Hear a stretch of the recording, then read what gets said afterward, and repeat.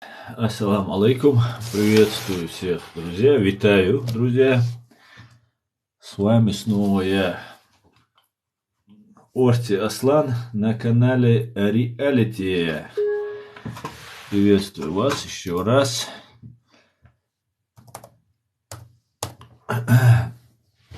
Сегодня у меня тоже есть немножко время.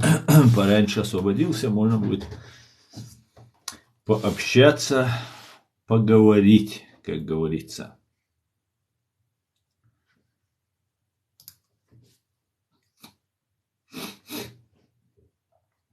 Так, теперь с нами присоединяются к нам. Я не делал анонс, ну, наверное, надо будет в следующий раз, перед тем, как начинать свой стрим, делать анонс. Ну, пока так. Привет из Полтавы. Витаю, Полтава. Приветствую вас. Как у вас там дела? Расскажите. Расскажите, как обстоят дела на фронте. А я расскажу о том, о чем нам сообщает наш генеральный штаб. Итак,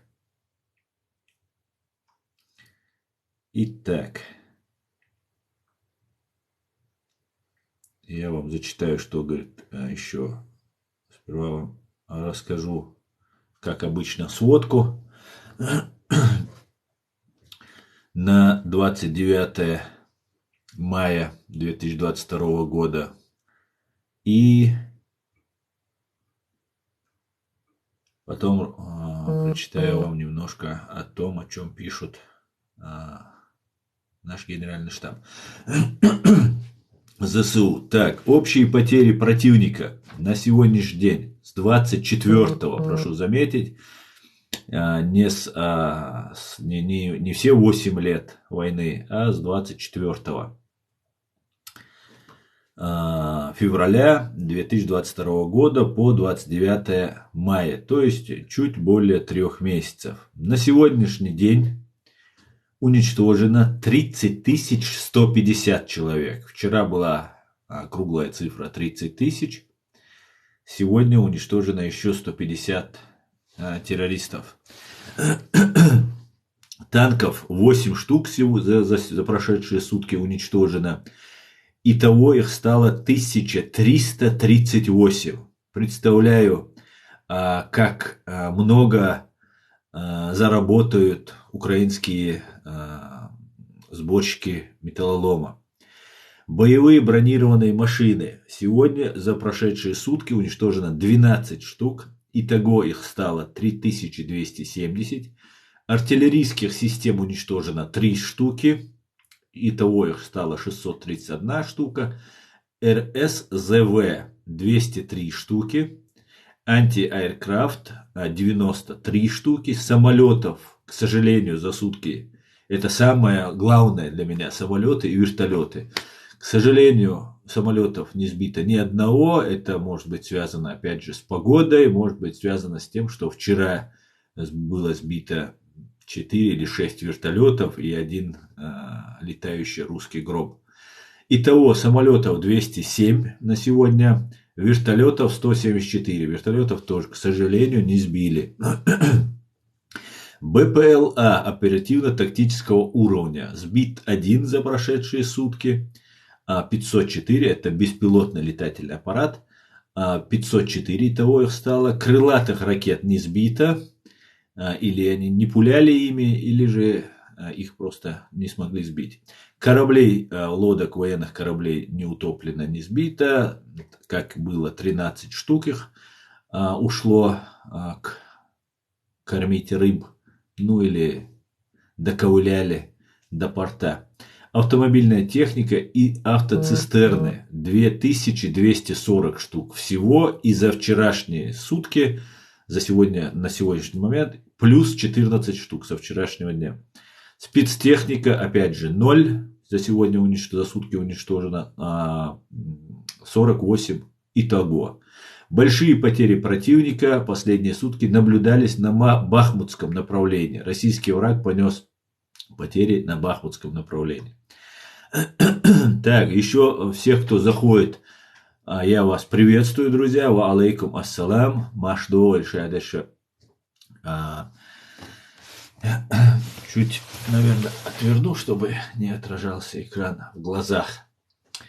Друзья, распространяйте наш стрим в социальных сетях, как можно больше, пускай людей нас увидят. И ставьте лайки. Ставьте лайки, пишите комментарии, задавайте ваши вопросы. Так, давайте перейдем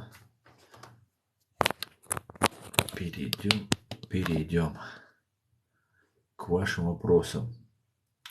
Ассаламу алейкум, ворзакони, алейкум салам. Адекватные ночи, все ночи адекватные, я вам скажу. Дих, и как-то там читается этот с буквами ваш ник. Ночи, ну, практически все адекватные. И не поддавайтесь пропаганде. Я понимаю, о чем вы говорите, я понимаю, почему вы так говорите. Не поддавайтесь провокации, не поддавайтесь пропаганде. Ничего подобного, о чем вот нам пытаются нарисовать КГБшники, как большие профессионалы, врать и стравливать. Они нам рассказывают, что вот там чеченцы там, на вас напали там, и так далее, и так далее. Ничего подобного. Те же крымчане, те же лугандонцы, оккупированная часть Украины, принимают участие в войне против Украины. Точно так же, если просто больше времени прошло, что чеченцы больше подвергнуты этой пропаганде. И вот представьте себе, я об этом вновь и вновь говорю и буду говорить, чтобы хорошо было доходчиво понятно. Буча, да, которая сегодня на весь мир стала известной. Представьте, что маленькая Буча – это маленькая республика, в которой людей оставили на произвол с этими людоедами. Как говорил Джохар Дудаев, зайти в клетку с медведем и там с нами жить, и подавать ему лапу. Вот что стало. И поэтому многие разочаровались во всем мире, тоже можно понять. Многие вынуждены были как-то кормиться, как-то. Я знаю случаи, когда чеченцы отдавали своих детей в эту оккупационную систему, к большому моему сожалению, для того, чтобы их не трогали. Просто чтобы их не трогали. Если вы заметили, бывают случаи, когда отец погиб на войне, а сын идет служить. Этому нет оправдания. Ни в коем случае я это не оправдываю. Но при всем при этом нужно понимать, что если он не идет им служить, его убивают. Его унижают, оскорбляют и так далее. Вот в какое условие поставлены чеченцы. Поэтому, ну а 90, я не побоюсь этой цифры, 9% чеченцев, даже те, кто едут к вам туда воевать, вас поддерживают. Вот как бы это ни казалось. Чеченцы в заложниках находятся. Вот в такой тяжелой ситуации находятся чеченцы. Чеченцы разочаровались во всех. И если бы я не знал бы многих вещей, да, в силу там того, что я жил не в Чечне, там мне некоторым это не нравится, учился в конце концов, я бы тоже, наверное, подумал бы, что весь мир против чеченцев, что все хотят чеченцев уничтожить и так далее, и так далее. Нет, это не так. Мир намного сложнее, намного разнообразней, и каждый преследует в этом мире свои интересы, свои национальные интересы. Поэтому сейчас Украина начала, только сейчас, представьте, уже 15 тысяч украинцев погибло до 24 февраля, и сейчас, наверное, тысячи и тысячи погибло уже украинцев, в том числе и мирных людей. И только сейчас украинцы начинают говорить о том, что нужно признать Чечню, что вот мы поддерживаем, что мы поняли, что не нужно было поддерживать Россию, когда нас уничтожали. Ведь много украинцев принимало участие в войне против чеченцев. Как те, которые жили в Чечне, в России, так и те, которые жили в Украине, будучи гражданами Украины. Можете себе представить, независимо, самый известный преступник, который стал известен благодаря, один из тех, кто был осужден из русских террористов, был Юрий Буданов, уроженец Донецка. Поэтому мы должны это все разобрать, убрать пропаганду, убрать ложь и как-то понять, что с кем мы имеем дело. И ведь против Украины воюют украинцы по факту, и крымчане, и лугандонцы. И нам навязывают там несколько сот, может быть, тысяча кадыровцев там наберется. И нам навязывают такой нарратив, что вот это не русско-украинская многовековая война, а чечена или кадыровская, ну, чеченцы, это из-за уважения к нам. Их украинцы сейчас называют кадыровцами, потому что чеченцы сражаются на стороне Украины.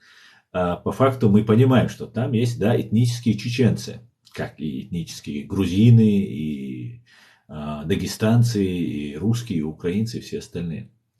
Вот такая вот ситуация. Мы боремся против зла, против тирании, против вот этой КГБшной, ФСБшной, имперской власти. И это нам нужно четко разбираться в этом. Надо разобраться в этой пропаганде. Так, я пока не буду отвечать, извините. И вчера, 24 мая, то есть 5 дней назад, был убит чеченец Магомед Бессултанов за то, что отказался ехать воевать в Украину. За то, что он не хочет воевать, за то, что он не хотел убивать украинцев. Он заплатил за это своей жизнью. Его двоюродный брат получил ранение, которого тоже пытаются втянуть в это все. Его жена и другие родственники были задержаны. Не знаю, отпустили их или нет. Но вот подвергаются террору. Это делается сразу же. Они захватывают родственников после того, как убивают чеченца. Они это делают для того, чтобы люди не придавали огласки их преступления. И дают время, какое-то определенное время, чтобы это все улеглось. И после этого они отпускают с угрозами там, и так далее, и так далее. Когда уже информация об убийстве уже становится не такой актуальной. Хотя актуальной она не может не становиться, но не такой горячей, скажем так. Поэтому один чеченец как минимум уже заплатил за свою жизнь только лишь из-за того, чтобы не поднимать в сторону украинцев оружие. И я уверен, 99% чеченцев не хотят принимать участие в этой войне. И как вы видите, в Гудермесе, в этой террористической базе, так называемой, громко названный какая-то там шарашкина контора под названием университет спецназа, российский университет спецназа, это обычная террористическая база. Со всей России всех бомжей, бичей собирают, оплачивают им проживание, дорогу, обмундирование, проводят с ними так называемый курс молодого бойца и отправляют воевать. И как вы видите, чеченцев там очень мало. В основном сейчас русские идут. Но это русско-украинская война, это имперская война, это колониальная война фашистской России. Та же самая война была против нас, та же самая, те же даже лица, те же персоналии, те же самые. Поэтому мы это все должны понимать и четко разъяснять. Вы за кого, говорит утка? Я за правду. Салам алейкум, ва алейкум ассалам. Так, Allah reis koyulun aslan hez hüygerde eman yüzeli. Masana koyulun Allah reis. Так, aslan Aslan çogan tikvak bekan aşuqo zu haqarşan. Им зомба, дизер. Ассаламу алейкум, ва алейкум ассалам. Так, что скажете про кадыровца? Так, только что сказал. Салам алейкум. Салам алейкум. Ва алейкум. Ассаламу алейкум, ва алейкум. Слава Украине, слава Украине. Героям слава. Дал мула, все будет ичкере. Дал мула. Ассалам алейкум. Чеченец, ва алейкум ассалам. Кадыров, хватит сказки рассказывать. А ты уверен то, что ты говоришь? Конечно, я уверен. Конкретно, в чем я сейчас много что сказал, Александр. Александр Паул. Такого флага не существует так же, как и государство. Какого флага, какого государства? Так, Ахмад Псина пишет, тут доктор Пик. Доктор свинья. Зачем ты так? Он же умер уже. Зачем ты его так? С Казахстана, салам алейкум ночью. Ва алейкум салам, Казахстан. Алга, Казахстан. Салам алейкум, Азербайджана. Эй, брат Азербайджан, алейкум салам. Так, Тимур, всех приветствую, друзья. Задавайте ваши вопросы. Слава Украине и части ее России. Ничего, Тань, присоединим мы вашу Россию к нормальной цивилизованной Украине, не волнуйтесь. Все будет Украина, не волнуйтесь. А жить и Германии, и гавкать про войну легко, не правда ли?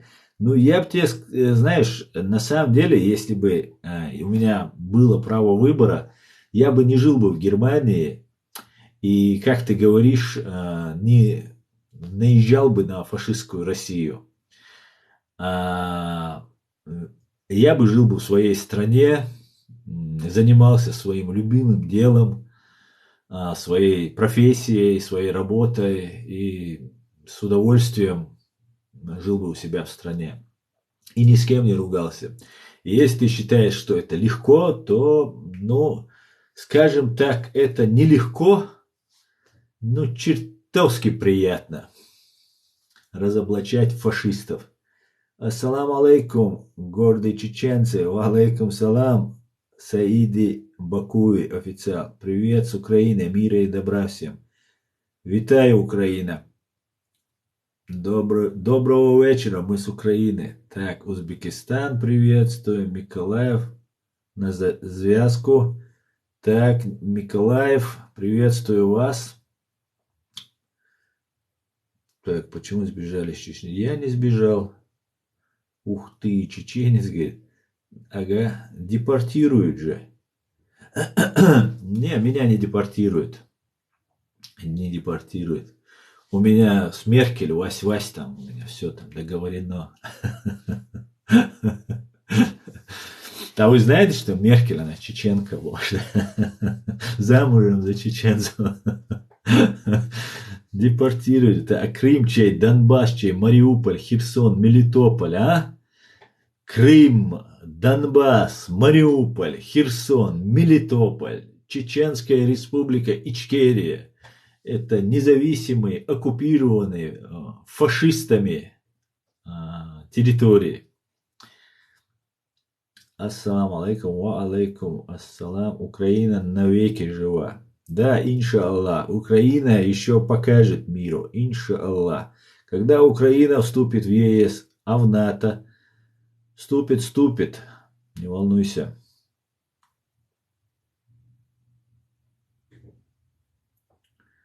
Так, Ичкерию нужно возродить. Ичкерию нужно деоккупировать. God bless America, скажи. God bless America. Господи, благослови Америку. Величайшую державу, от которой у русских фашистов просто бывает бессонница и кое-какие другие еще моменты. Привет Украине, Латвия, слава Украине. Привет, Латвия. Молодец, 1000%. Ичкерия, правильно. Так, Ахмад Псина. Ну зачем ты на бок ролик? На бок ролик 1369. Ну зачем ты Ахмада Кадырова так говоришь, а? Ахмад Псина? Не надо так говорить. Он же умер уже. Нет такой республики Ичкерия. Есть Чеченская республика Ичкерия есть. Вы кто? Я Аслан Арцуев. А вы кто? Слава Украине, слава Чеченской республике Ичкерия. Героям слава. Мечтать не вредно тут, Сонечка. Так, сам где находишься, брат? Я в Германии. Город Гамбург. Привет с Херсона. Витаю, Херсон. Салам алейкум, ва алейкум салам. А где Дудаев? Дудаева русские, хочется по-русски сказать. Убили фашисты. Убили нашего президента. Ну, знаете, эта жизнь, на самом деле, она же ничего не стоит. Если ты не за правду, если ты не за правое дело. Ну, сколько было Джохару? 50, он какой, 44-го был, а был убит в 96-м. Ему было 52 года.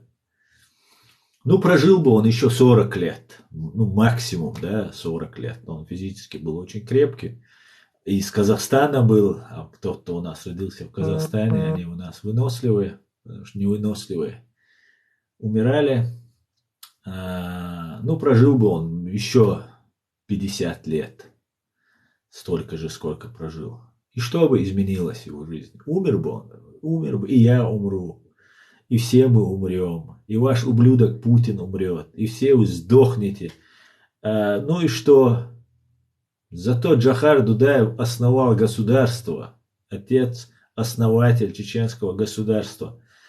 Которое мы, последователи его единомышленники, докончим. Он перед смертью, говорят, сказал: закончите начатое. Клянусь Аллахом, мы закончим начатое. Клянусь вам. Мы закончим. Мы закончим и привлечем к уголовной ответственности высшие политические и военные силы фашистской России, виновных в геноциде чеченского народа и украинского теперь уже народа. Далмула. Так. Америка угодно Аллаху. Я, знаете, у меня здесь есть вот это название моей организации, Human Rights Center Ичкерия. Вы видели, наверное, на других моих стримах. И из-за того, что вам очень нравится этот американский флаг, я закрыл своей правозащитной организации эмблему и вывесил американский флаг, потому что я вижу, как вам это нравится.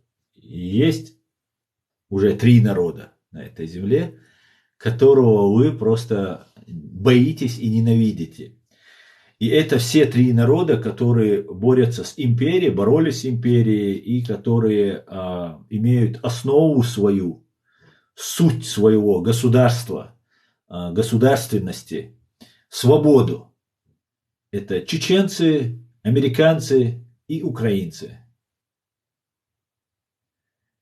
И вот ты, Америка, угодна Аллаху, ты спрашиваешь. Если бы Америка не была бы угодна Аллаху, а все на земле угодно Аллаху, ее бы не было бы. И она бы не была бы такой великой страной, с которой и мусульмане, и христиане, и иудеи хотят брать пример, хотят дружить. Но есть, все познается в сравнении, ведь правильно? И Бог создал что-то хорошее, что-то плохое, чтобы мы могли сравнить. Создал хорошего человека, вернее, человека он создал всех хороших, просто люди стали сами такими. Так вот, есть фашистская Россия. Россия, слушай, я долго думал, почему Бог держит эту фашистское образование на этой земле, которое приносит столько зла на земле. И нам не посчастливилось быть соседями этой фашистской страны. Нам, как я считаю, да, это мое мнение, чеченцы очень четко и ясно понимают, что такое свобода. Русские очень четко и ясно понимают, что такое рабство. Чеченцам нужна свобода, русским нужно рабство. И нас посадили рядом и для того, чтобы был пример показать, как люди борются за свою свободу и как рабы борются против этой свободы, ради вот этого своего рабства. И вот ваша фашистская Россия существует, до сих пор существовала, сейчас ее время подходит к концу, для того, чтобы люди видели, что такое дно, и чтобы не делали так. Плохое, чтобы на этой земле было. Вот я только так объясняю. Америка – это величайшая страна. Величайшая.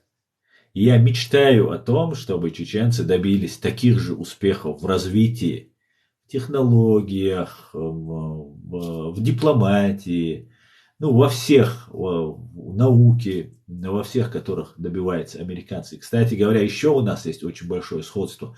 Не знаю, как насчет украинцев, этот вопрос я еще с украинцами не изучал.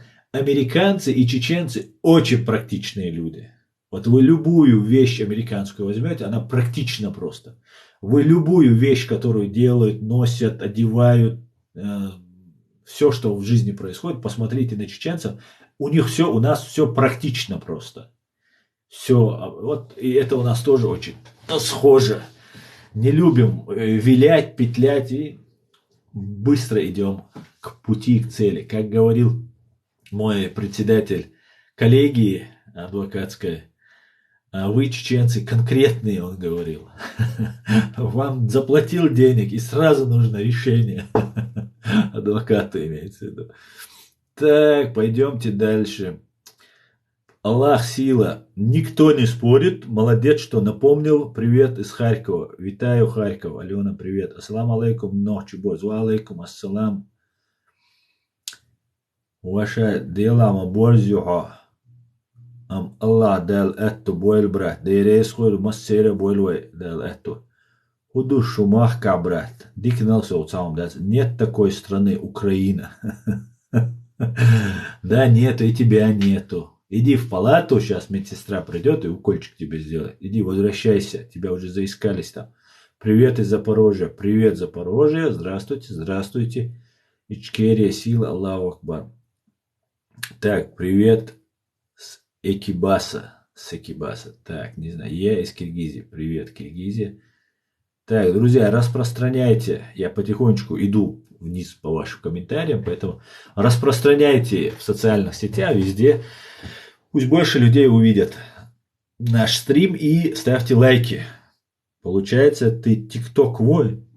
Ну, ты можешь считать меня кем угодно. Ваш мило города, ваша милош города, Гамбург, город Гамбург. Я могу там работать. Я не знаю, где ты можешь работать. Надо к тебе Кадыровичей отправить, извиняться будешь. Ну, извиняться я не буду, конечно, но не надо отправлять кадыровцев. У вас не хватает у самих духа, да, у русских. Ваше банд-притон, посольство так называемое России прекрасно знает обо мне, поверьте мне, знает, где я живу. А я очень известный у них человек. Присылайте ваших русских головорезов. Ну, можете эти кадыровских присылать. По барабану дело. Джигит, а ты в курсе, что Азовсталь сдался? Я в курсе, не волнуйся, не волнуйся. Ассаламу алейкум. Ва алейкум ассалам. Салам алейкум из Баку. Витаю Баку. Ва алейкум салам. Дуке. Так, Путин президент. Зато он вошел в историю. Злой ты. Не злой, а почему злой? Правду говорю. Извини, что она тебя задевает. Ичкерик энти дуэй. Да, мула, ичкерик энти дуэй. Почему уехал из Чечни? Ой, я сейчас это объяснять долго. Клянусь, не закончишь. Ты не воин. Клянусь, не закончишь. Ты не воин.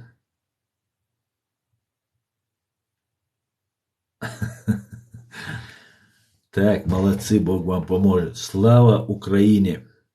Так, салам из Казахстана. Инша, Америка бомбила. Вот доктор свинья. Доктор свинья. Ты доктор свиньи. Ну, это хорошая профессия, в принципе. Ветеринар, нормальная профессия. Просто, ну, именно ты специализируешься по свиньям, видимо. Какое дело тебе до мусульман? А? Ты вспомни, сколько вы бомбили, сколько вы убивали мусульман. Самый главный враг мусульман всех времен и народов – это фашистская Россия, имперская фашистская Россия. То, что сделали вы, только не берем всех мусульман, которых вы и так достали во всем мире, в том числе арабский мир, только кавказских мусульман возьмем. Некоторые народы вообще закончились, просто исчезли с лица земли, понимаете? Вы самая фашистская страна, и ты лезешь со своим свиным рылом сюда, что-то тут говоришь. Ты ничего не закончишь, салага. О, здесь подхолопный зашел к нам. Так, Америка, Жасмин, так, давайте. Вот я поэтому флаги повесил, потому что вам так нравится Америка. О, еще тут один подхолопный пришел.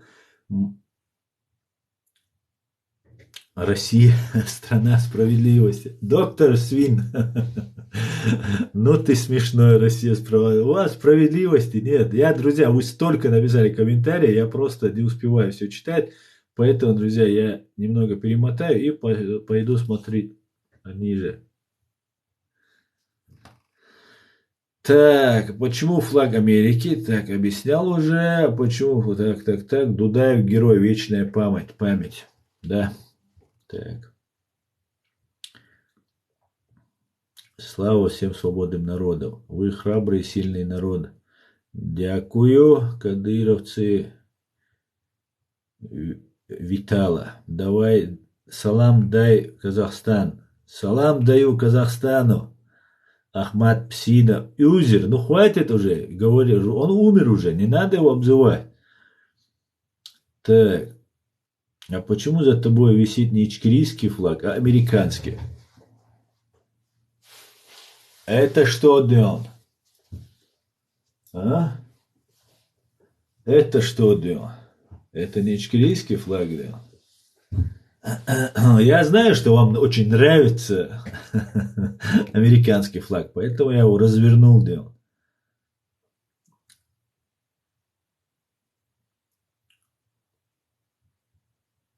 Дякую, Тобе. Азов, сила, Ахмад, могила, говорит панда. Согласен.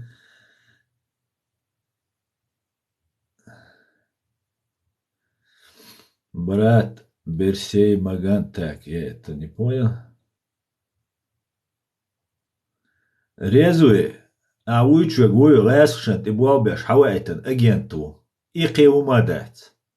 Тонюа. Тонюа, хилладат. Лэсхшан, свег мельвега, цехт дусадыг.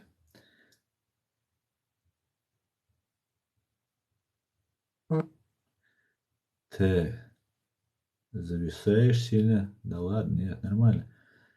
И тебя из Казахстана, ассаламу алейкум. Привет, говорит Марк Строцкий.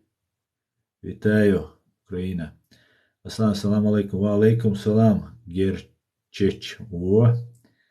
Нормально. Ва алейкум ассалам. 95 Сагина. Байрас. Нормально. Ты что за Америку топишь? Не то слово топлю. Просто очень сильно.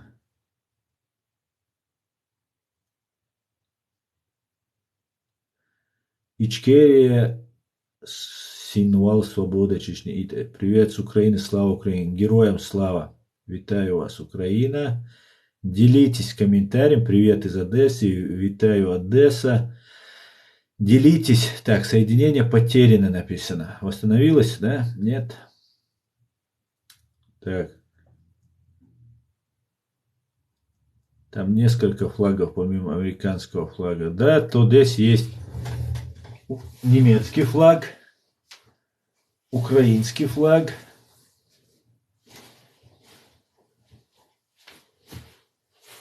Этот флаг тоже вам знаком. Флаг НАТО. Ну и американский. Так, подождите. Закопали мы во флагах. Ну ладно, оставим сейчас. Не буду. Так, слава Украине, слава Ичкерии, слава Грузии, слава Азербайджану, слава Казахстану, позор фашистской России. Да? Привет с Луганска, приветствую Луганск, привет с Украины. А почему вы все сбежали из Чечни и там что-то говорите, приезжайте в Чечню? Так, обязательно приедем, не волнуйся. Бока-бока 691. Ахмат Псина. Ну хватит бока-бока писать. Уже хватит, я же попросил. Не надо, ну умер же человек уже, оставьте его. Украине салам тоже, слава России. А потом будешь прикидываться на других сайтах, говорить, что ты кадыровец, да? А тут на умершего человека такие вещи говоришь. Ахмат Псина, Ахмат Псина. Ну, Псина, ну умер же, оставь его. Привет из Польши. Давид Польска. Привет, Польша. Витаю, Давид. А где флаг? Так. Вот ты приедешь и будет Ахмат Псина. Вот опять. Какие герои азовцы сдались в плен? Они не сдались. После приказа они выполнили приказ, который поставили перед ними их руководство. Так что давайте без ля-ля. Почему не говоришь ничего про Рубати, говорит пани? А что я должен говорить? Ну давайте послушаем здесь Елену. Нам хочет сказать, а нет, сейчас я нечаянно скинул. Нет, это не то.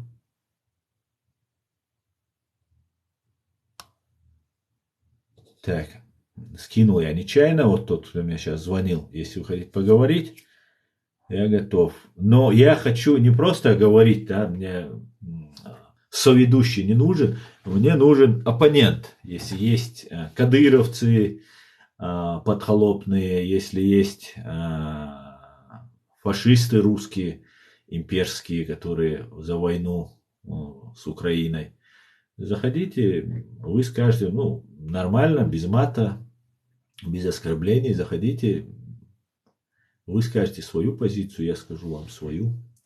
Почему не так? Ассаламу алейкум, вараматуллаху баракат. Слава Ичкерии, слава Украине. Ва алейкум ассалам. Украинцы есть тут? Салам вам. Так, слава ЗСУ, Азов, сила, свободу Ичкерии. Героям слава. Россия. Так, слава Украине. Так. Where's he from? Так, Россия вперед, флаг. Так. Привет вам, и мне тоже дайте салам. Так, а чё, Кадыров умер, что ли? Кадыров, я про Ахмада. У вас духа не хватает домой ехать, говорит Бока-Бока. Так, Ахмад Псина, Рамзан тебя порвет. Давайте 1 на 1 приедет ваш Рамзан. Давайте. Он мастер спорта по боксу, он там Чамаевых, там кто там у него эти есть, карманные боксеры, спортсмены.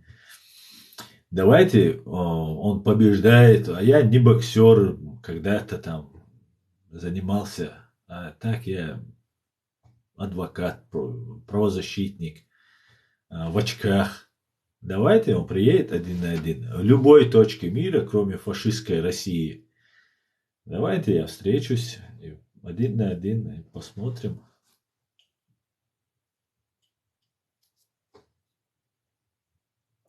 Так, салам алейкум с Казахстана. Алейкум ассалам, Казахстан. Салам алейкум ассалам. Маш Вовель, где можно заказать такую кепку? Можешь сказать? Ногчу убери 95. 95 убери просто. Алейкум ассалам. Кепку нужно зайти просто там, купить кепку такую и где рисуют, делают, там это сделать. Так, спасибо за подарки. Спасибо, хе-хе, спасибо. Дуже дякую. Ахмад Хаджи спал чеченский народ, говорит. Да, спал он. До сих пор спит чеченский народ. Каждый говорит свое мнение. Так.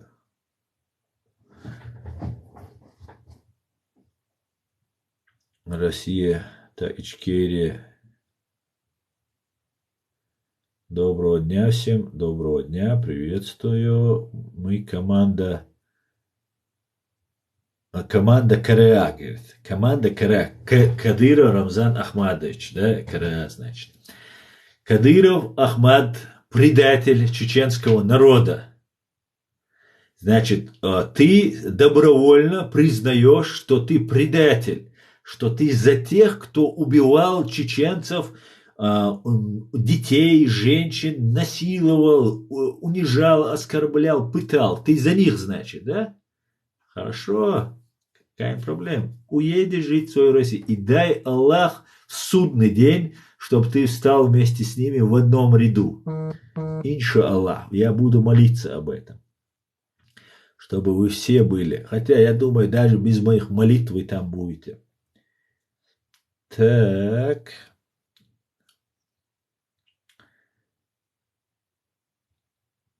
Так, Ахмад, Слива, слава Ичкери. Слава свободной Чечне, героям слава. А что ты тут, это говорю, возьми и скажи ему, это кому ему? Я сижу и говорю, я что, прячусь, мое лицо вам не видно. Я 3 года, у меня есть канал на Ютубе, называется Reality. Меня зовут Аслан Арцуев. Подписывайтесь, кстати. На территории фашистской России это единственный канал, который они запретили, из блогеров, я имею в виду, который они запрещают. Меня всячески пытаются дискредитировать, на меня там что только, днем и ночью они на меня льют помои грязи, придумывают сказки, ложь, ну как обычно, как гибня кровавая делает, вот они это и делают. Вас и не могу прочитать твой ник, Баркал тебе за подарки. Поэтому я говорю открыто, почему я, если ты считаешь, что нужно в лицо это сказать, давай при равных условиях, правильно? Должны быть равные условия. Кадыров, Путин ведь не едет в Киев, чтобы угрожать Зеленскому, правильно? Он где-то там, спрятавшись у себя, там это делает. Правильно? Давай, если по-честному, один на один, может с собой Путина пускай возьмет. Я готов с Путиным и с Кадыровым вдвоем. Потому что Кадыров это вообще не мой уровень. Кадыров это пешка, надутая фигура, это ноль. Понимаете? Как вот Медведчук в Украине. Вот Медведчук занимал высшие просто посты в Украине. Имел очень большое влияние в Украине, правильно? А когда его арестовали, что стало?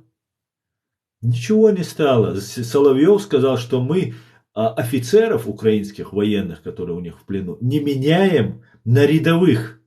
А знаете почему? Потому что он агент. Понимаете? Есть каста КГБшников. Вот это новое дворянство, это русские бояре, хозяева русских.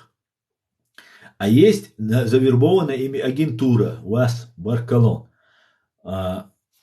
Есть завербованная агентура. Она, какой бы она ценной ни была, она никогда не станет рядом с действующими офицерами вот этой гибни кровавой.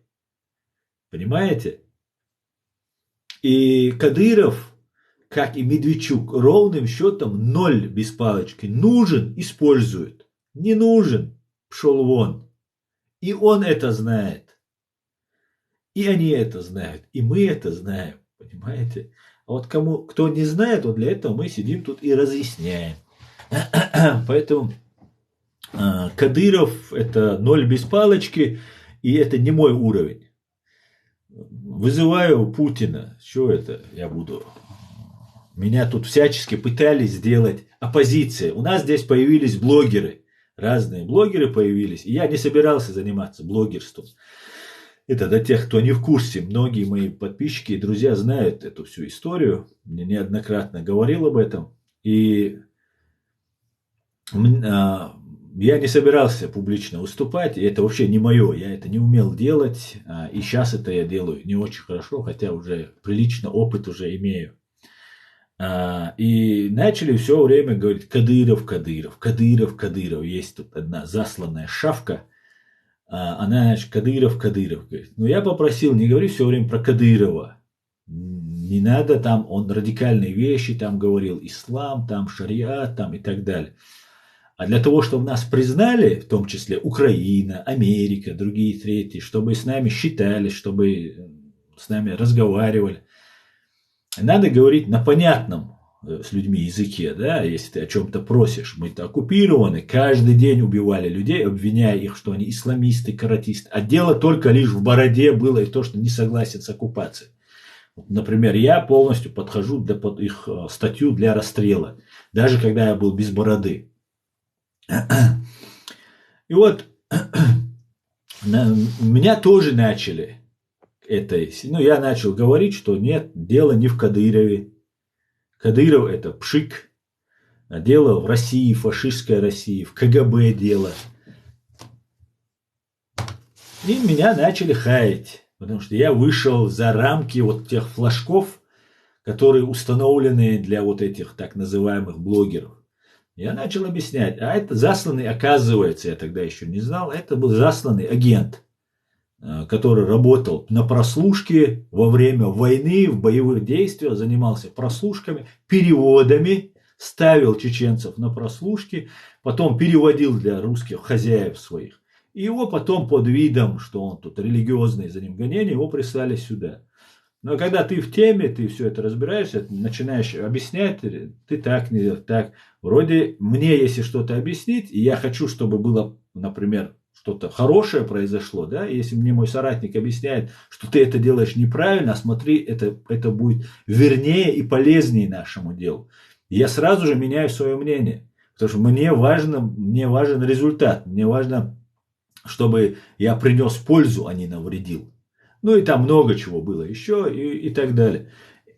Но потом меня начали все-таки пристегивать к оппозиции Кадырова. Я открещивался, я говорю, нет. Кадыров это ноль. А нулю оппозиции быть, зачем мне это нужно? Есть Патрушев, есть Путин, есть ФСБ, о которой эти все критики, так называемые, российские оппозиционеры, я их называю, которые критикуют только лишь Кадырова. И сейчас я их вынудил, потому что их подписчики начали им говорить, ребят, вы что, он же прав, хоть на меня столько грязи вылили, все агенты собрались вместе, и я их все вычислил, они все фактически вычислились, понимаете? Среди них есть ичкерийцы, среди них есть и маратовцы, среди них есть игиловцы, халифатчики и так далее. И все это агентура, оказывается, потому что они все объединились сейчас. Явилась истина, и сгинула ложь. Воистину, ложь обречена на погибель. Да, Алмула.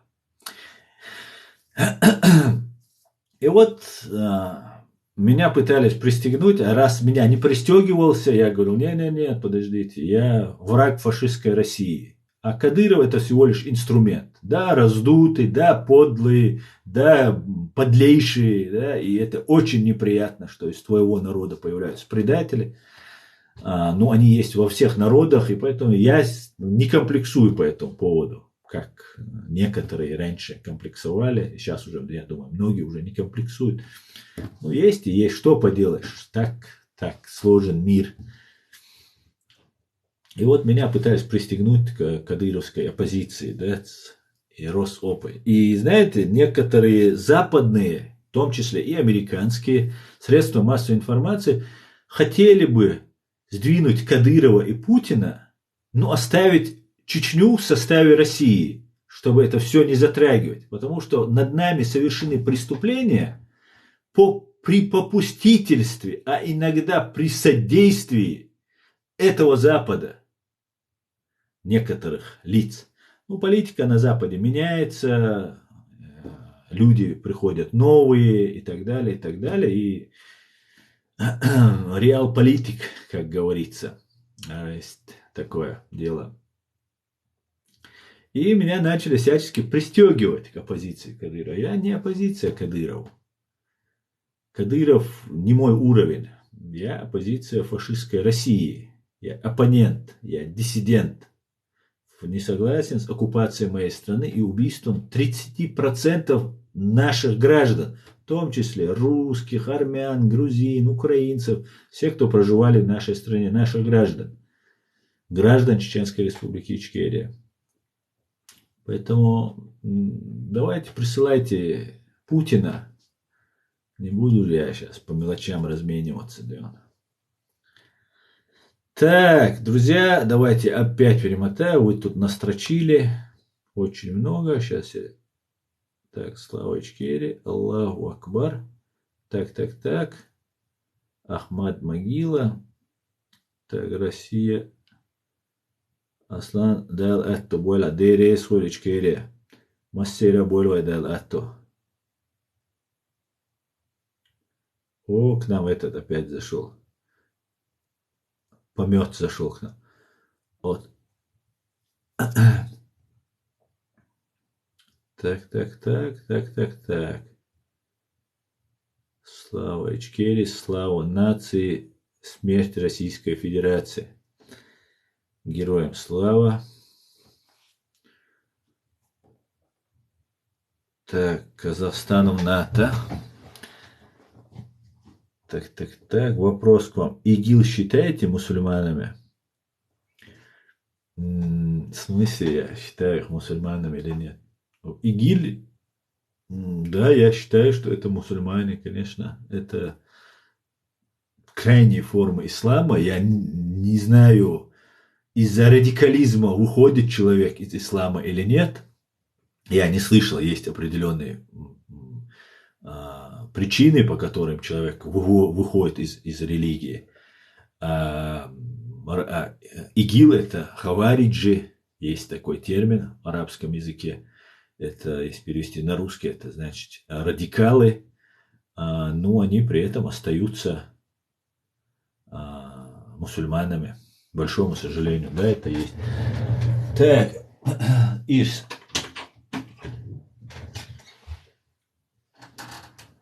Как всегда, Ирс. Так.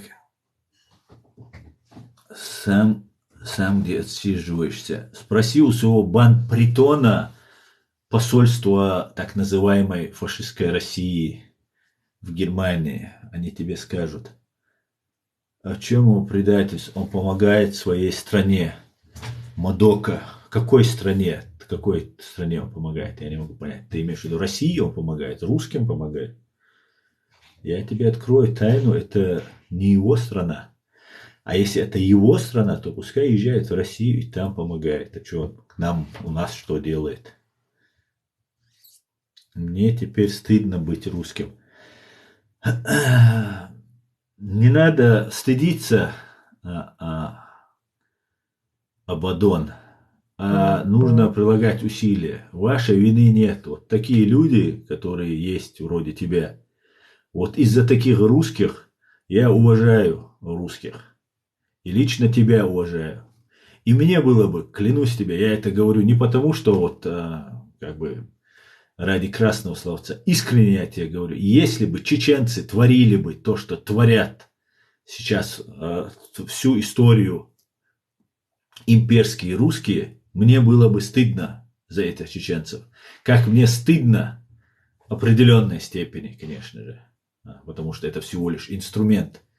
За Кадыркиных, которые едут сейчас воевать в Украину, против Украины.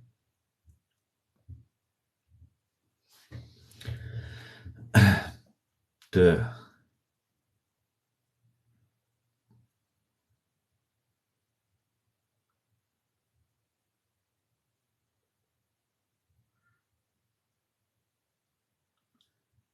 Так, сейчас мне будет стыдно, говорит Роман. Так. Слава Украине, героям слава. Ассаламу алейкум, ва алейкум ассалам. Друзья, ставьте лайки, распространяйте. Что такое тагут, говорит человек, у которого 95-й регион в нике. Твой 95-й регион – это тагут. Самый главный тагут, унизительный тагут для любого чеченца и ставить 95. Так, привет, это флаг Ичкерии вместе с украинским. Совершенно верно. Это флаг Ичкерии, Украины и Германии, и американские. Народ не виноват, виноваты конкретные люди. Конечно, Только вот, большому сожалению, а, этих людей в России, ну, процентов 90 имперцев, если не больше. Положение нормальное влечет, дал Богастов. Бьют фашистов. Аслан Берлин, почему не помогала нам весь как им сейчас? Весь мир как им сейчас, ты, наверное, имеешь в виду? Я тоже хочу развеять разные мифы или там наши заблуждения, что Америка, Англия помогает Украине, потому что вот украинцы борются за свободу. Да, сейчас и нам помогали, и американцы, и англичане. Недостаточно, конечно, помогали, но нас не называли террористами, нас, ну, по крайней мере, первое время, пока потом мы сами не начали много что творить и строить там разные халифаты и так далее, и так далее. Все, в том числе Украина помогала России, поэтому ни на кого обижаться не надо. У каждой страны есть свои национальные интересы и так далее. И сейчас и Запад, и Америка помогает Украине, потому что понимает, что после Украины будет Европа, и Польша помогает поэтому, и другие понимают. Каждый заинтересован в своем. И это хорошо, что они хотя бы сейчас поняли. Они, как украинцы, ждали, пока там будут чеченцы, грузины, сирийцы и теперь украинцы. Нужно было украинцам в первую очередь помогать, грузинам в первую очередь помогать нам. Не делать того, не идти на поводу у русских. Поэтому нужно понимать, что нужно было удобное, такое стечение обстоятельств должно было произойти, да, чтобы Запад посчитал нужным, что вот Украине надо помогать именно так, как сейчас помогают. Ленд-лиз, там Борис Джонсон говорит, если вы нанесете удар по Украине, то мы нанесем, не согласовывая с другими своими союзниками по НАТО, нанесут удар по бункеру Путина и так далее. И это серьезно, это очень серьезная заявка, и я могу сказать только спасибо и Америке, и Англии. Лучше поздно, чем никогда. Лучше поздно, чем никогда. Хорошо, хоть поняли. И мы, в том числе Джохар Дудаев, благодаря ему и всем нам, чеченцам, которые кричали об этом, что будет Украина, после Украины пойдут дальше, тоже считаю, нас заслуга Дудаева и наша заслуга, что наконец-то мир понял, что такое Россия, что после Украины он не остановится. Скормите Украину, и у него будет, у этого русского мира будет еще больше солдат, которых он будет, не жалея, посылать на войну против Польши, против стран Балтии и так далее. Опять гибридный, мибридный и так далее. Да вообще, если Украина сейчас уже не выстоит, после ленд-лиза, после того, что так Запад поддержал, англосаксы в первую очередь, не будет больше англосаксонской цивилизации в том виде, в котором она была. Передовой, первой и так далее. Не будет. Силы тьмы и зла на этой земле в лице фашистской России и фашистского Китая хотят захватить этот мир, чтобы погрузить этот мир в хаос. Ну дай Бог, у них это не получится. Так. Салам из Абхазии, братья. Салам, салам.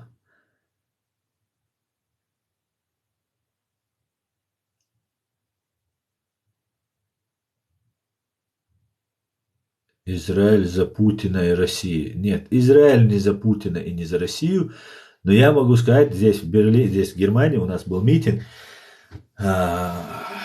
русских, которые должны уехать к себе в Россию, а не тут быть, раз так они за свою матушку Россию. где палестинцы идут, Россия, там говорят. Вот это я видел. Вас, спасибо за подарок. Ахмад Псина опять, ну хватит уже писать. И там Иро 100. Ахмад Псина пишет опять. Ну и зачем ты пишешь? До других опять пойдешь писать там, Ахмад молодец, а тут нам Псина пишешь, да? Умер уже, оставь его, нет его уже, все. Кстати, вы знаете, что ногчи много в Казахстане? Короче, Былай мы выросли в одном ауле. Да, конечно, нас русские фашисты сослали туда на смерть.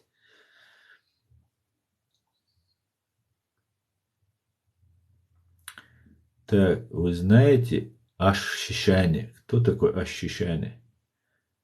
Не нас никто не слышал. Слышал, Аслан Берлин, слышал. Нам помогали. Вайн цахи эршун, мадар дич, айским атлацил шеир. То есть мадар дич, вайн цахи эршун лил.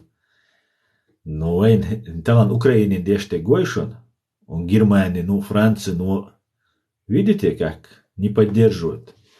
Вроде бы уже весь мир видит, и Бучу видит, и все преступления видят. А нет.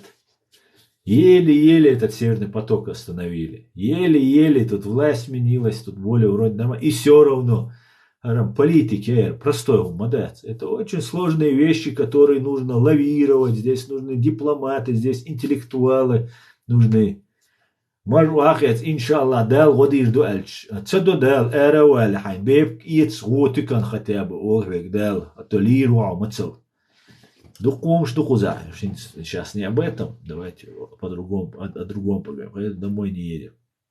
О, подхолопный к нам еще один зашел. Ахмад Псина. 95 R95. Пишет Ахмад Псина. Не пиши так. О, молодец. Убрал 95 из моего. Дел рейс хуйлон. Али Чечен. Дел рейс хуйлон. Но, Али, смотри, ты убрал 95, но у тебя на фотографии, на нике, стоит человек, которого, если я это правильно вижу, стоит, который подозревается, осужден за убийство Немцова, который за деньги, за русские деньги убивал путинского оппонента. Тоже, наверное, не совсем правильно ты делаешь. Зачем Украине помогаете? Помогаете уйгурам Китая. Иди ты помогай. Ты же у нас вчера тут топил за мусульман, всем мусульманам помочь надо. И одновременно врал еще нагло. Как молодые чеченцы относятся к Дудаеву, например? Хорошо относятся. Салам алейкум, брат. Ва алейкум ассалам, исламки. Победа Украины, слава народу Украины. Героям слава. Война хит дирдецер цаму о хит дирдецер цаму о, я уверен. Дирдерон. Косовая шендири о шен ишма ешня. Хинц вайн дирдушун о вайн дейт хаа. Вай хинц хумшца дюч. Хайдин лиле швек, хайдин лилди. Почалкаю. Это мир очень разнообразный и многополярный. Да? Так, Ольга Соясал, фу, продажный. Нет, Ольга, к большому сожалению, никто мне не платит. К большому сожалению.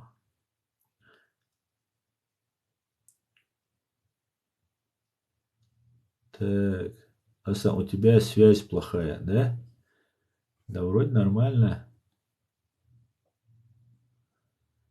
Так.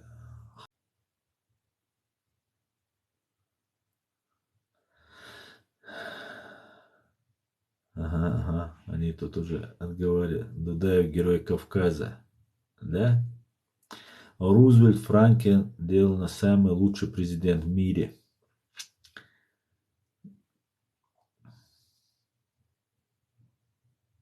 А сам, прошу прощения, сколько лет эти разговоры идут? Скоро. Знаешь, Ларри, да, скоро, много лет, а для истории это миг.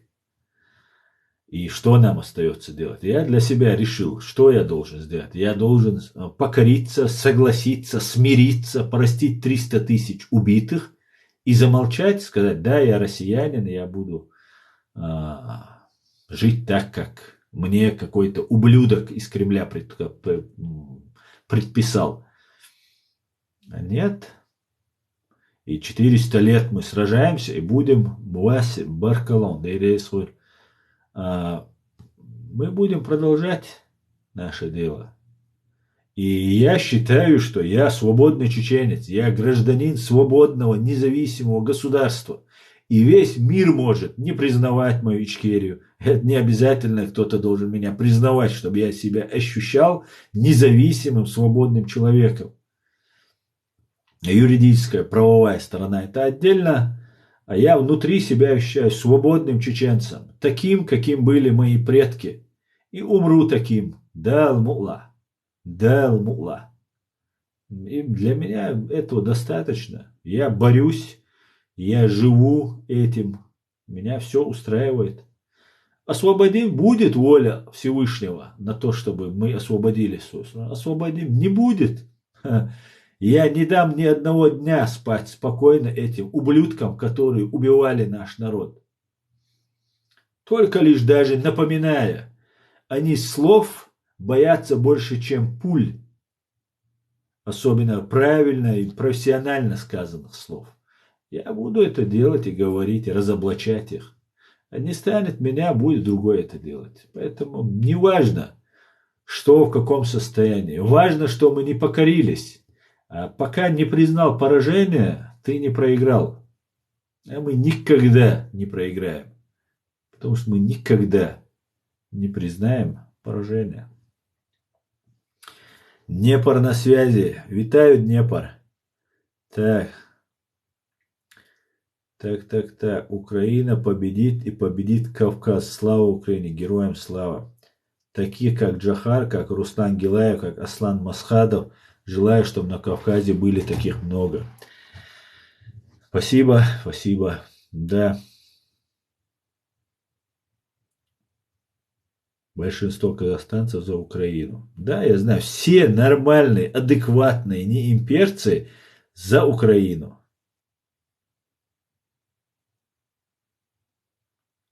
Ассаламу алейкум, ва алейкум ассалам.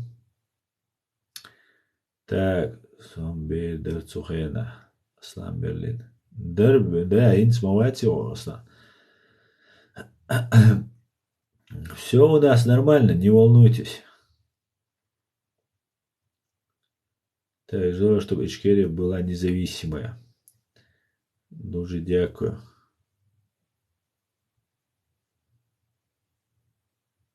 Так, ага, Олухшдик Дудал Буаста. Мариуполь, Украина отбила, говорит. Они расхерачили город, сравняли его, превратили его в город Грозный. И после этого они еще... Вы же хотели за 3 дня взять Киев.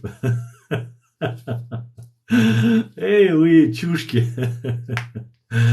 Не смогли взять, да? Чурбаны. Не смогли.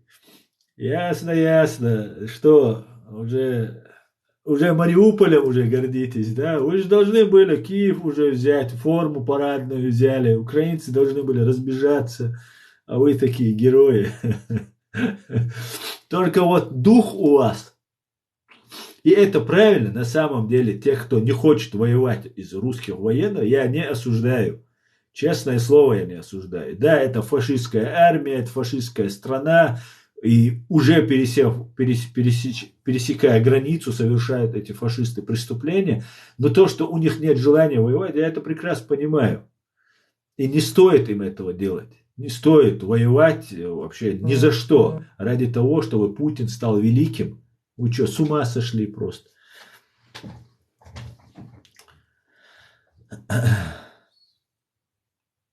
Так, Россия еще немного будет пользоваться еще немного будет пользоваться Nokia фонарик и забудьте за себя благие цивилизации. Я думаю, и Nokia фонарик тоже не будет, потому что это вообще-то Nokia это финская, по-моему, компания. Пока тебе платят, ты будешь продолжать свое дело, говорит Original. Original подхлопные. Я 95-й регион, вас буду называть подхлопными. Тот, у кого здесь стоит. Мне не платят. Ты наглый лжец. Ты вчера лгал, но ты не можешь. Ты ж подхлопный. Ты не лгать не можешь. Это ваша суть, ложь. Самое сильное оружие фашистской России – это ложь.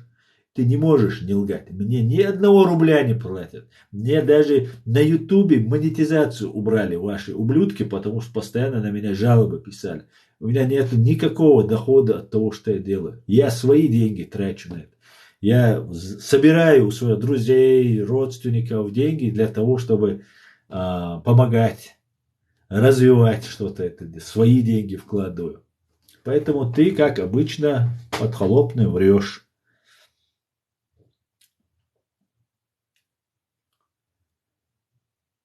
Что скажете? Нет, я про него ничего не скажу. Уважаемый член, по разговору чувствуется достойность народа. Дякую, дякую.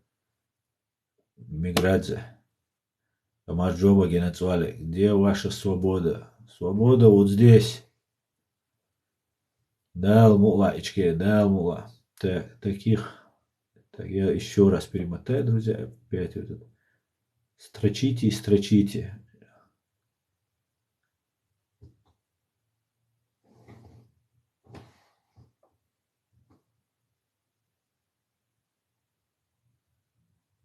Так.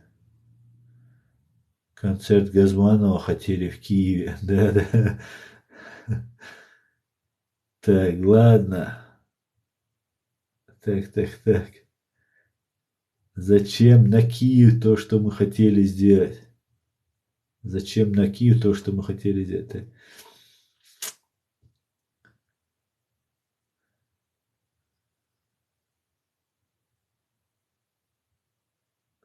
Так, так, так. Так, так, так. Подхлопный. Подхлопный к нам зашел. Ассаламу алейкум. Всем достойным. Алейкум салам. Так, ненависть, понятно, но ведь и Америка с Европой имеют свои интересы, вы же понимаете, конечно, я об этом только что прямо говорил и буду говорить, не волнуйтесь.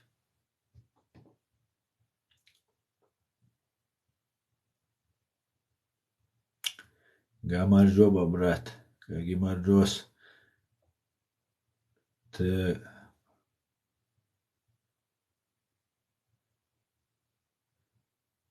так, так, так. Это вот что-то кипиш подхлопный. Что это? Подхлопный, это значит под холопами. Селбеш йоч Алихан Каку. Мичерьяль лахо Алихан. Ваша, я принял твой совет и убрал это фото, мой ник. Аллах рейс хуйлон, чечен. Вот значит, ценник антуква. غلط ثاني وهم ديش قيتوش دقيتش ويقول الله ريس خويلون دال سيدو إلا نو أتصدوخ هاي آل شقيتا قيتي داداقا Так, Ахмад Хаджи спас чеченский народ. Как он спас? Как он спас? Сейчас отправляет в Украину убивать украинцев и погибать он спас? Или же он спас, когда он их послал в Сирию, путь Ахмада Хаши? А? Или же, может, он спас, когда он клялся в верности Аслану Масхадову, президенту, да, и потом перешел на сторону русских и начал убивать чеченцев. И говорил, убивать надо их. А это все было замучено ФСБшниками. Когда, скажи, в какой момент он спас? Когда 300 тысяч уже погибло, он их спас, да? Или когда? Может, пораньше он их спас? Дуже красиво спеваете гимн Украины, машалла. Сенатор, да, у меня вообще в детстве медведь на ухо наступил. Поэтому я нехорошо пою, но гимн Украины, когда началась война, я хотел поддержать Украину. и мне надо было его исполнить. Я его исполнил. Кстати, на этом YouTube, на этом TikTok канале у меня есть этот гимн, который я исполняю. И также в YouTube у меня на канале моем реалити есть. Заходите, подписывайтесь и распространяйте. Мой канал запрещен на территории фашистской России. Также еще один Аслан Арцуев у меня канал запрещен. Кстати говоря, появился у меня мой канал Аслан Арцуев и реалити запрещен на территории фашистской России. А появился Аслан Арцуев канал, который топит за вот этих фашистов. Они меня запретили, вот так как они всячески пытаются меня дискредитировать, и вот появляются вот эти разные чуваки. Так, почему Шамиль пошел на Дагестан? Шамиль пошел в Дагестан для того, чтобы спасти даргинских женщин и детей, которых в Чабан-Махи и Карамахи обманным путем фашистская Россия, Степашин, тогда министр внутренних дел, по-моему, или ФСБ, и вот эти ублюдки из ФСБ специально сделали две деревни, два аула горных, даргинских, Чабан-Махи и Карамахи, сделали их шариатскими, так называемыми шариатскими. Все, весь шариат там был, цивилизации там и так никогда не было. Весь шариат там был, что там водка не продавалась. Водка Кадыров в Чечне тоже не разрешает продавать. Тоже можно считать шариатским. И они потом собрали их, заключили дагестанцы договор с Басаевым и сказали в случае чего помогать друг другу. Это был обман. Самый настоящий обман. И потом они, зная Басаева, изучив его, что он пойдет на этот шаг, они окружили эти два села и начали методично уничтожать. И дагестанцы попросили о помощи. Хотя бы вывести женщин и детей. На тот момент рядовой гражданин Чеченской Республики Ичкерия, рядовой не в смысле звания, а в смысле не занимал никаких государственных постов. Генерал Шамиль Басаев взял добровольцев и пошел и пробил коридор и вывел этих женщин, детей и стариков. Это хорошо, что ты затронул эту тему. Это очень интересная тема, которую нужно знать и украинцам тоже. Это моя тема, я ее очень хорошо изучал. И Шамиль Басаев вывел женщин, дагестанских детей. Некоторые остались и погибли. Аслан Масхадов, действующий президент на тот момент, сказал, что чеченское государство к этому не имеет никакого отношения, и это провокация. И это было расценено как провокация. Но, когда Гиркин, есть юридическая сторона этого вопроса, для того, чтобы посчитали нападение, как некоторые говорят, чеченцев на Дагестан, на Россию, то есть, да, чеченцы, которые пережили геноцид в тяжелейшем положении, экономическом, политическом, информационном находятся, нападают на Россию. Ну, нас называли по-всякому, но сумасшедшими нас никогда не называли. И Басаева тоже. И Гиркин, который точно так же действующий офицер, отставной как бы офицер ФСБ, пошел в Крым, потом в Славянск. Это тоже не посчитался казусом белли, поводом к войне. И на Западе точно так же посчитали, что нет, поход, спасательная операция Шамиля Басаева не является казусом белли и не является нападением на Россию. Все. И тогда русские были вынуждены прибегнуть к плану Б, КГБ имеется в виду, русское КГБ. Потому что убивали они в этот момент уже русских, простых русских. План Б был просто до безобразия. Нужно было просто убить как можно больше мирных русских людей. И для того, чтобы сказать, что это сделали мы, чеченцы, и связать это с Басаевым. Басаев пробил коридор, вывел этих женщин, детей. Было бы хорошо, если бы эти женщины и дети, уже которые подросли, они бы рассказали бы нам эту историю, как их выводили и так далее. Они взорвали один дом в Буйнакске, прошу заметить, дом с семьями военнослужащих, российских военнослужащих, которому так верно служили эти псы. Взорвали их, Буйнакский дом. Потом я этот взрыв дома называю цепочка, цепь, связать это с Басаевым. Типа Басаев потерпел поражение. Басаев не потерпел поражение. Там остались добровольцы, которые хотели умереть в Дагестане вместе с дагестанцами. Остальные спокойно вышли, никаких проблем не было. Не было проблем даже, я общался с людьми, которые были в этой операции. Они говорили, нам до Махачкалы добраться было не проблема, и мы могли месяцами в Махачкале воевать. Ну, такой задачи не стояло, чтобы... Если Дагестан поднимется, как чеченцы пришли спасать дагестанцев, дагестанцы же должны подняться, дагестанцы не поднялись. И чеченцы ушли обратно. Не хотят, ну, пожалуйста. Взорвали дом Буйнакский, потом 2 взорвали в Москве. Это взрывы этих домов я называю резонанс. Для резонанса это взрывались дома, для привлечения внимания. Москва, столица, много журналистов, иностранцев и так далее. Затем, причем дома взрывались самые бедные, чтобы там случайно не оказались, во-первых, иностранцы, во-вторых, чтобы, самые бедные районы Москвы это были, дома самые бедные. Это делалось для того, чтобы, не защищали бедные, бесправные русские, не могли защищать свои права. Затем взрыв дома произошел в Волгодонске, в 16 километрах от самой большой атомной электростанции, Ростовской атомной электростанции или Волгодонской атомной электростанции в Европе, российская, которая ближе всего к Европе находится. Это было сделано для того, чтобы Запад уговорить все-таки, склонить. Смотрите, эти чеченцы взрывают женщин и детей. Представьте, 16 километров атомной электростанции. Они же взорвут атомную электростанцию. Вот какая была ситуация. И потом попытка взрыва 5-го дома в Рязани. Волгодонск, это я называю это страх и ужас, трепет для запугивания Запада. А знаете, здесь на Западе очень часто есть в юриспруденции есть такое понятие буква и дух закона. Да? Что написано и смысл, который туда закладывается, это дух, а буква это что написано.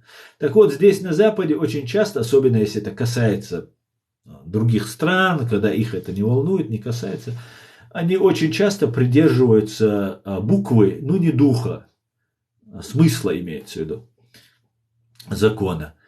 И это была такая хорошая отмазка, особенно если у вас здесь есть купленные агенты, политики, там, как мы знаем, Шрёдер, где сейчас находится, кем он был, и так далее, и так далее. И вот нужно было запугать Запад, и Запад, не то чтобы даже запугаться, да, раз на Дагестане произошли эти события и никак не отреагировали, то здесь уже нужно было как-то реагировать. Или хотя бы просто промолчать, когда русские пойдут топить в крови чеченцев. Что и было сделано. Хотя не все молчали, очень многие, надо признать, при всем при том, что нам мало кто помогал, при всем при этом надо признать, что нам на Западе помогали. Весь мир нам помогал.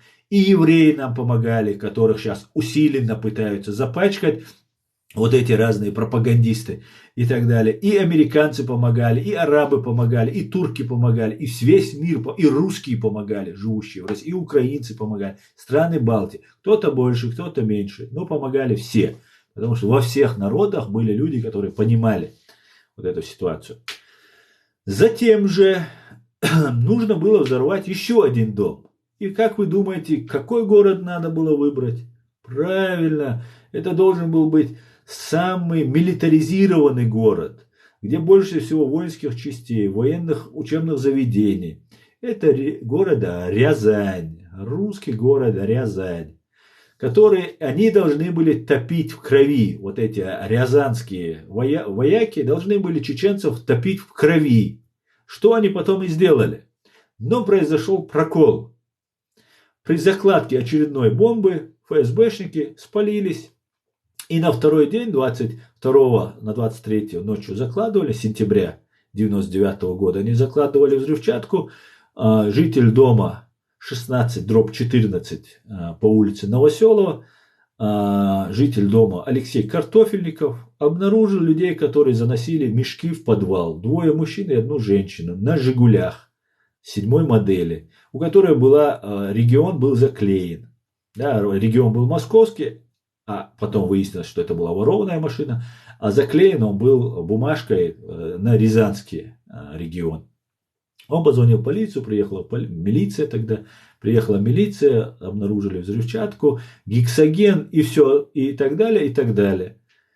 ФСБшники 23 числа были задержаны, их по телефонной там не сразу они когда закладывали, задержали, а они скрылись с места и потом были задержаны.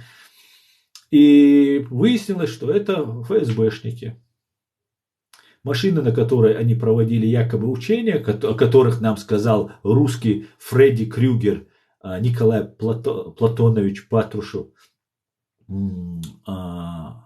Машина была угнана, это был сахар, вы все это знаете, это был не гексоген, а сахар, взрывчатого вещества не было там и так далее, и так далее. Сказал этот. 23-го задержали, 24-го, 23-го об этом заявил. Сутки, больше, почти 2 суток они молчали, и потом, когда ФСБшники были задержаны, не говорили, что учение.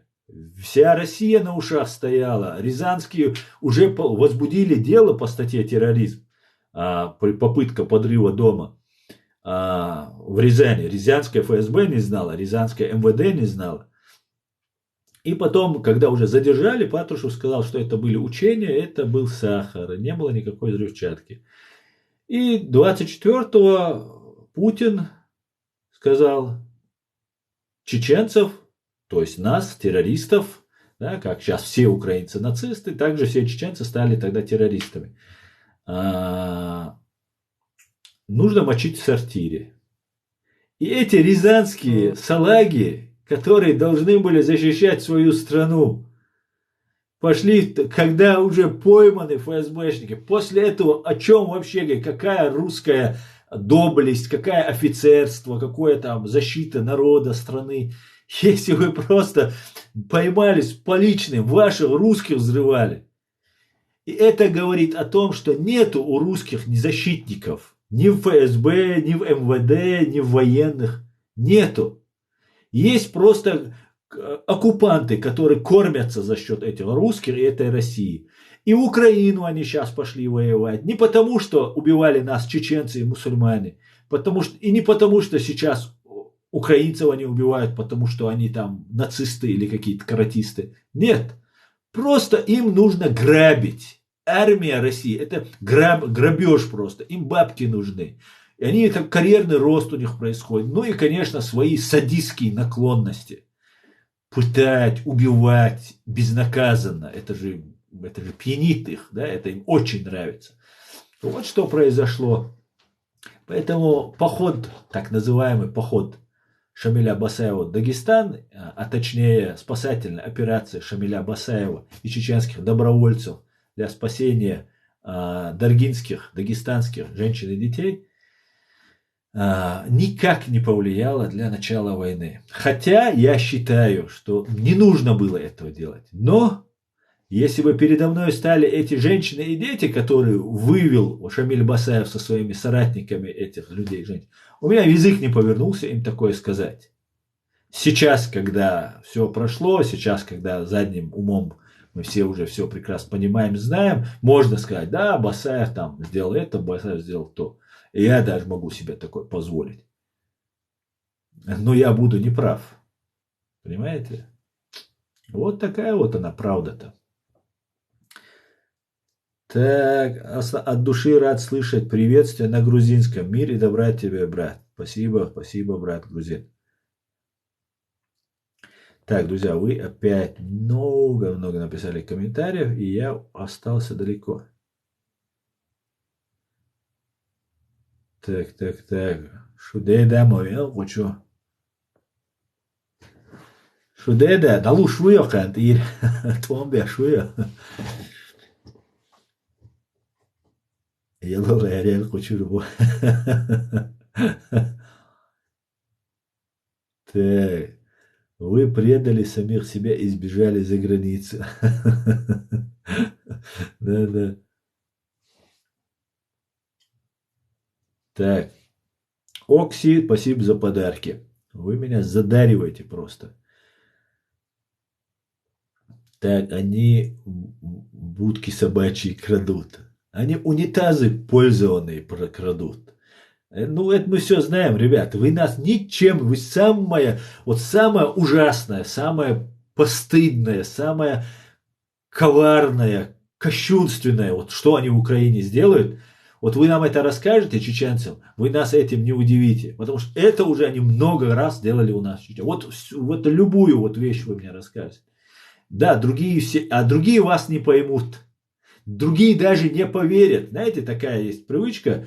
Вот, например, прием тухлой рыбы называется, да, у них вот методы у них разные, у них там много. Главное бросить и все, пускай воняет тухлой рыбой, человека бросить эту рыбу и все. Вот в Буче, ну, все говорят, все видят, трупы лежат, только что русские ушли. И это не мы. И появляются такие люди, и среди русских тоже, которые начинают говорить, а может это не они, ну что-то там хохлы мутят. Не-не-не, мне не нравились давно эти, они 100%. И вот то же самое происходит. А нам, чеченцам, даже объяснять не надо. Мы знаем самую подлость, самую жестокость, самую коварность, самое кощунственное, что на этой земле есть, русские сделают, не задумываясь. Вот их армия, их ФСБ и так далее. Поэтому мы прекрасно знаем, сочувствуем и вас поддерживаем. И вы нас не понимали, украинцы, когда мы вам об этом говорили. И вас тоже некоторые не понимают. Но благодаря тому, что и мы говорим, и грузины говорят, и сейчас сирийцы, к сожалению, они не говорят на русском, чтобы им тоже они принимали участие вот в этом информационном баттле, то нам нужно, конечно, доносить до людей правду, чтобы понимали. И то же самое будет дальше. Молдова это будет. Куда они посмеют еще полезть? В Казахстане это будет. Везде, куда эти скоты полезут, там везде это будет. Что скажете о молдаванах? Как раз вопрос здесь. Молдаванам ничего не скажу. Молдаванам нужно восстанавливать свою территориальную целостность и конституционный порядок на всей территории.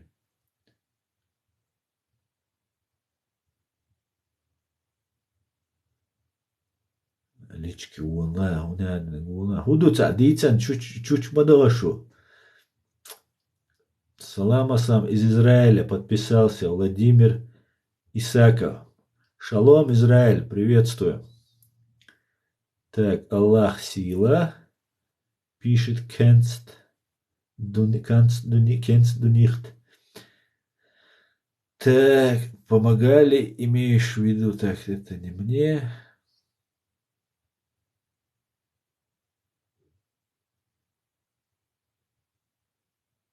Кино 99. Мне интересно, какие у тебя на твоей земле права? Права не самого, ну.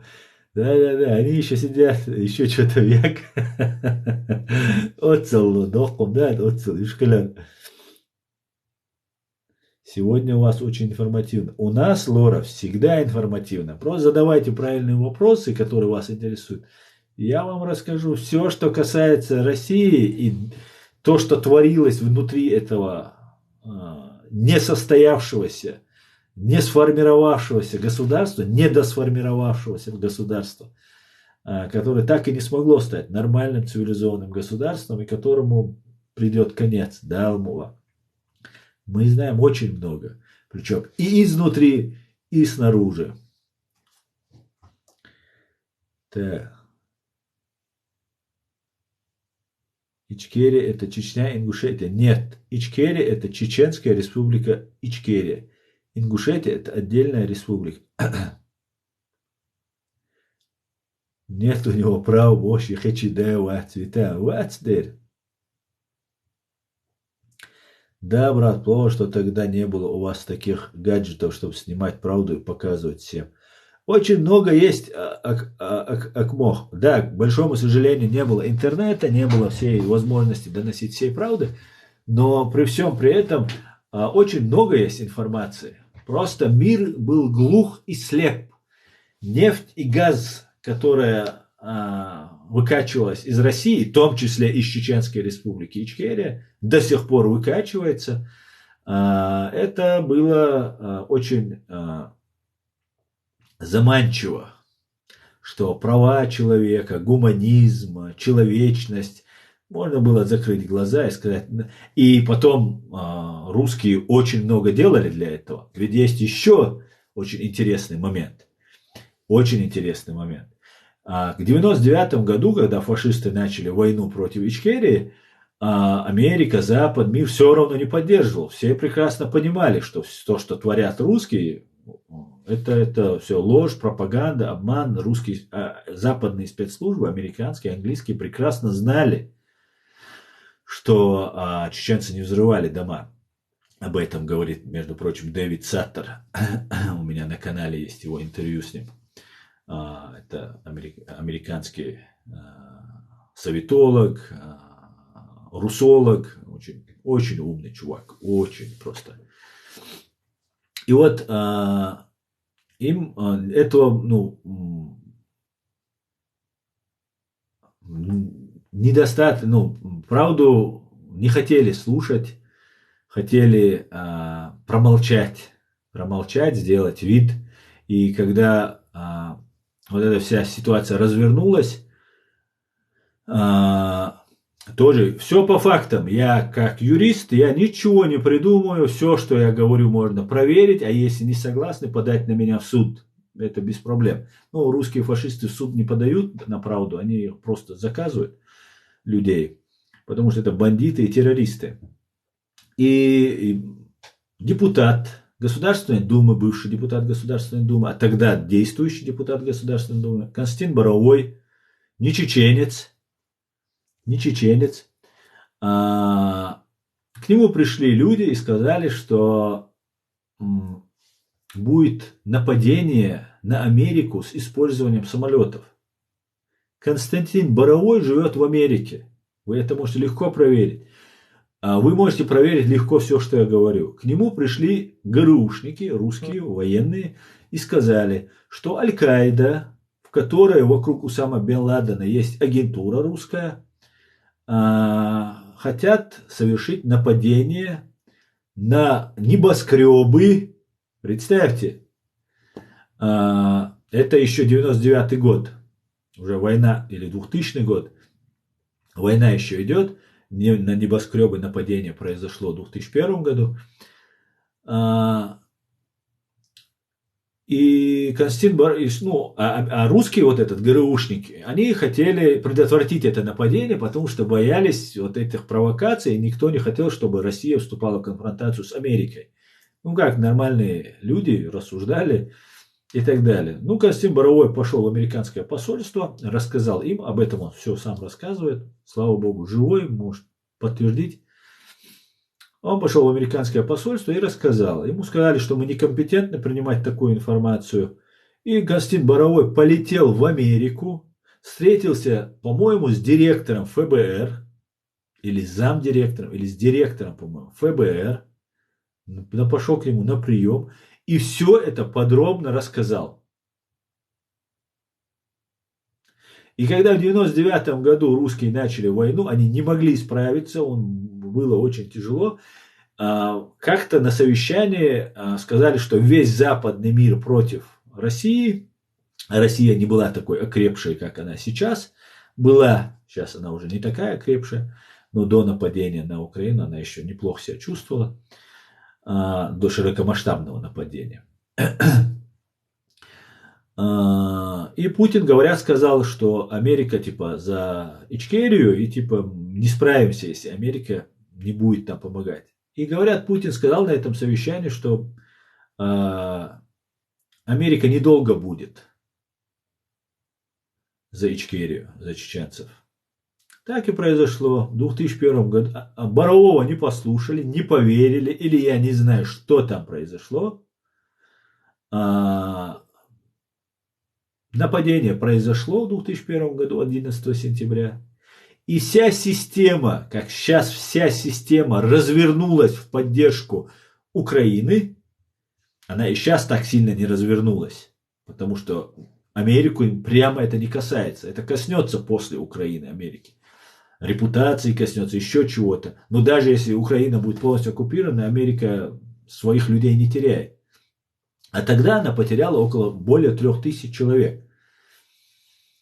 И началась война в Афганистане, в которой якобы скрывался Усама бен Ладен. Потом, правда, его убили в Пакистане. 10 лет, 20 лет там шла война в Афганистане, а все это время Усам бен Ладен прятался в Пакистане. И убили его в Пакистане, если его убили, конечно, не знаю. Все эти спецслужбистские вот эти темы, так, не поймешь, как говорится, не разберешься. В итоге вся махина мировая развернулась для борьбы с исламским терроризмом. Потому что нападение произошло на самую великую и мощную державу, и все начали помогать Америке. Америка втянулась в эту войну, чеченцы остались один на один с людоедами, а религиозная риторика, которая опять же навязывалась через своих агентов внутри чеченского общества и чеченского сопротивления, которое легко ложилось на умы, мы мусульмане, всегда будем ими, и никто никогда не уберет из нас ислам, да, мулла. Но при всем при этом люди на войне еще более верующий человек становится, как говорится, на войне нет неверующих. Плюс люди, которые перенесли страшные трагедии, потери близких, убийства, пытки и так далее со стороны фашистской России, они очень легко поддаются на любые внушения. Но при всем при этом мы продолжали сопротивление, в какой-то степени нам помогали, продолжали помогать. Спасибо тем журналистам всех национальностей, которые нам помогали, которые говорили за нас слово. Ну, конечно же, это была уже не та помощь. И та религиозная риторика, которая была в устах нашего сопротивления, которая нам навязывалась, она, с одной стороны, способствовала рекрутированию новых и четкому объяснению человеку. Потому что война была практически, проигрышная. Люди понимали, что они все погибнут. И все равно продолжали воевать. И русские начали и внедрять и в это сопротивление агентуру. Ну и там большой бардак был. И сейчас он продолжается, этот бардак, с которым тоже еще предстоит нам долго разбираться. Вот такая вот ситуация произошла со взрывами домов. И через 20 лет американцы поняли, что их надули, и просто ушли из Афганистана, что правильно, я считаю, сделали. Афганцы, пуштуны, люди, которые будут жить так, как их хотят, пускай живут. Пускай живут так, как хотят. Так, ассаламу алейкум. Ва алейкум ассалам, сын Кавказа. Напиши мне, сын Кавказа, свой номер, я тебе позвоню. Так, Харца Укуза. Чуэл, воин, моин, бош, воин, вала. Ва иш чо шам, шишан, де букал, иш чо вала. Худеш ашум, засум, кучухия. Тхоиц доинч дош. Хо, хайшами давогит руй, хайшам тига ио. Шам, шишан. Так, арбой. Нухбержан, публичный воин. Анонимный воин. Говорим. Так. Так, собали. Шудейда асхон ивич баадать. Минори за оларцына. Сделать модератором. Шудейда.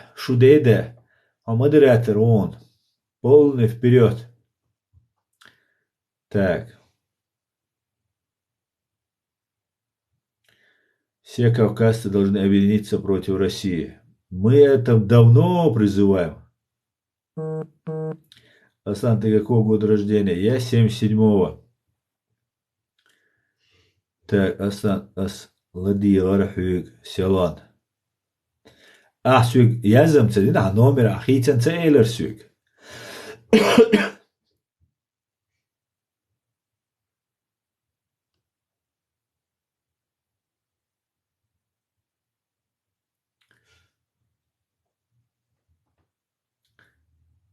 Прими эфир. Так, Ангелок, спасибо за подарки. Привет. Вы можете рассказать, что эти цвета на флаге Ичкерии значат? Это значит флаг сам зеленого цвета. Зеленого цвета. Это цвет ислама. Это два цвета. Два геноцида, которые пережили чеченцы. Это цвет, красный цвет, ярко-алый, который проливали чеченцы, сражаясь против фашистской империи.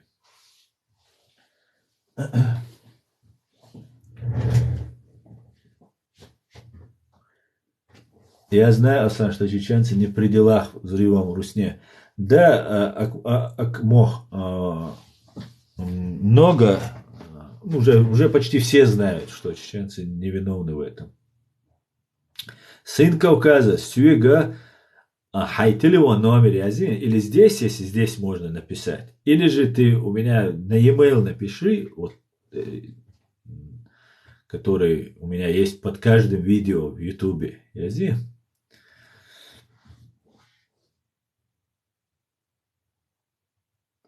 Ичкерия – это историческая область Чечни, где впервые разбили с русских.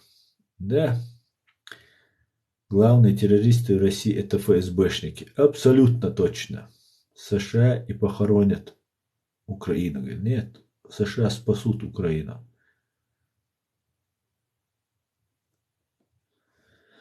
Мне интересно, почему Россия качает нефть из Чечни, а деньги за нее называют дотациями. Ну, ложь – самое главное орудие русских фашистов.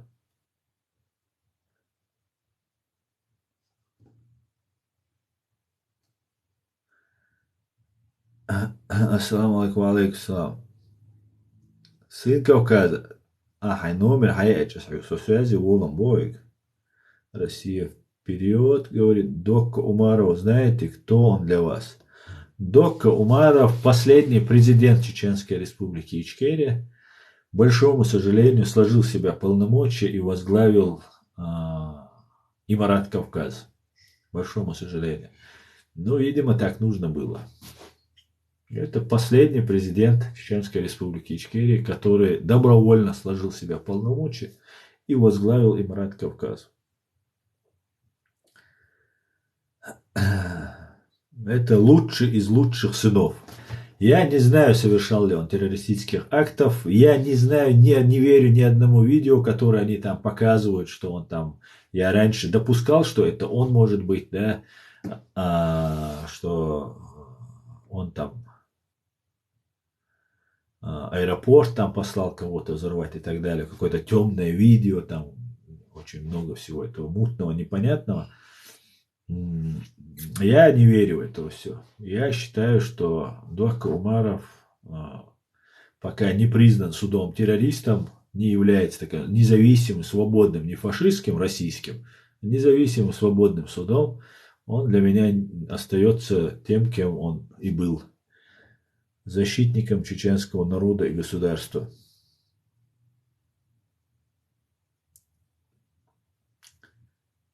Так, ассаламу алейкум, Ницир. Дурдет, дурдет, дютердец. Не слоимся, не дал мула. Алейкум ассалам. Давно не видел твои видео. Заходите на канал Реалити в YouTube, ну и сюда почаще. Я работаю на ТВ в Германии. Где узнать о наших митингах? Хочу в будущем их снимать. Наши митинги, чеченцы здесь очень, очень пассивные. Основно, когда остановится война, когда русские будут разбиты на голову, тогда она остановится.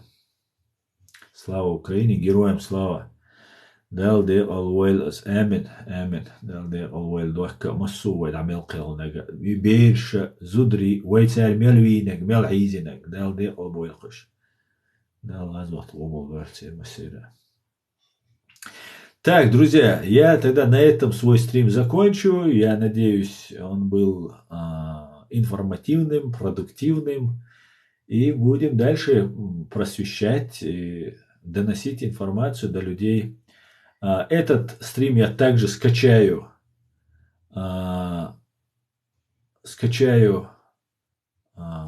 и загружу его у себя на YouTube-канале Reality. Аслан Арцуев, так меня зовут. На этом канале в ТикТоке вы найдете ссылку на мой этот канал. Вы можете в любое время заходить, подписывайтесь, распространяйте. Всячески фашистская Россия мешает мне доносить правду. Всячески. Тут всего и не расскажешь. Я каждый раз пытаюсь это рассказать, чтобы все понимали, узнали. Но не в этот раз всячески пытаются нам мешать, и поэтому помогайте, распространяйте, Украина выстоит, и мы должны всячески помочь Украине. Каждый нормальный, цивилизованный, морально, нравственно нормальный человек обязан помочь Украине. Словом, делом, гуманитаркой, как только можете. Всего самого хорошего. Слава Украине, слава Ичкерии. Всего самого хорошего, друзья. Адикюэль маш ойл. Ассаламу алейкум. Анджелок, еще раз спасибо большое. Спасибо за подарки. Пока.